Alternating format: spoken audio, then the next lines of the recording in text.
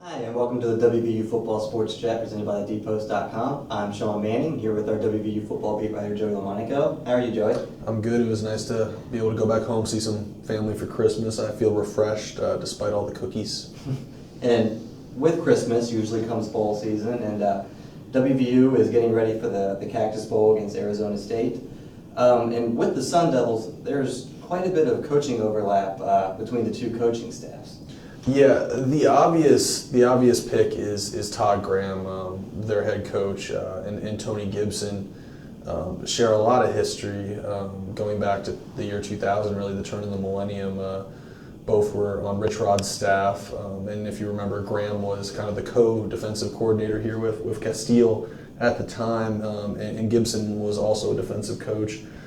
Then, the 1 year that Rich Rodriguez was out of football, Tony Gibson took a job at Pittsburgh with Graham in 2011. So there's that connection. And then there's Keith Patterson.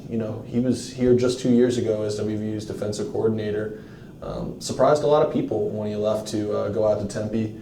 And I talked to a few players, Shaq Petaway, he said he's excited to have a shot at him. He's excited to get a shot at a guy that he feels like kind of walked out on them, were his exact words. But kind of expect those coaching connections, those storylines. They'll take a seat once the game's going. What do you think is going to be WVU's toughest matchup against Arizona State, a team they're not very familiar with and haven't really seen before? Yeah, it's going to be really interesting in the trenches because I think you'd agree the Mountaineers, what they do best is run the ball, and what Arizona State does best is stop the run.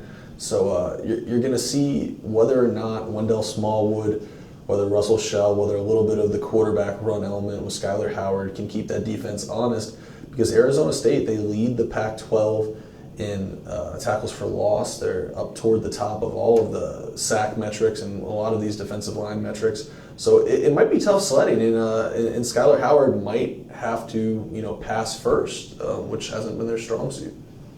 And Arizona State kind of came into the year as a few big media outlets picked them to be in the college football playoff, and that obviously has not worked out for them.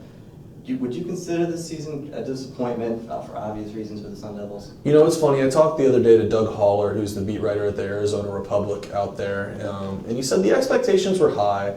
Obviously the Sun Devils were coming off back-to-back 10-win seasons, and it's the first time in school history that had happened. So it was reasonable to expect, great things out of this year's squad.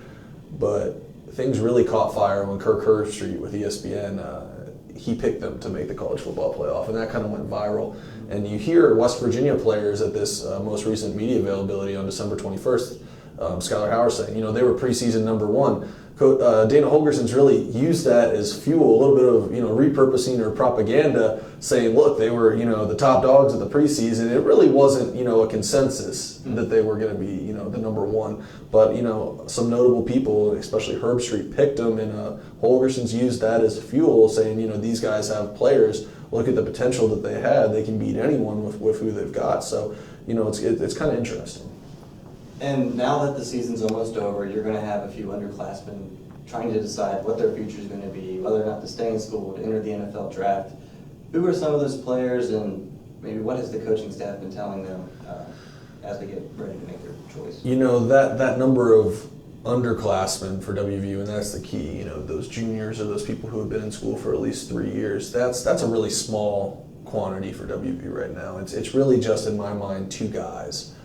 Cornerback Daryl Worley, who was first team All Big 12, led the Big 12 with 6 interceptions, led the Big 12 in pass breakups, and then obviously Wendell Smallwood at the running back position.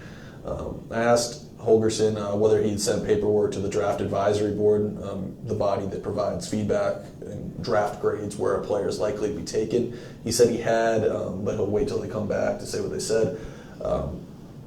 I think Worley's going to go. That's the impression that I get. I think, it kind of stoked his ego a little bit, not saying he's a guy who's driven by ego, but that first team selection, coupled with his NFL-like measurables, like his speed, I think he's going to go. I think Smallwood's going to stay, try to improve his stock to be one of the top running backs taken in the 2017 draft. That's what I think it's going to happen. All right, Joey, I appreciate it. Thank you guys for watching this season, and tune into thedpost.com for more WVU football coverage.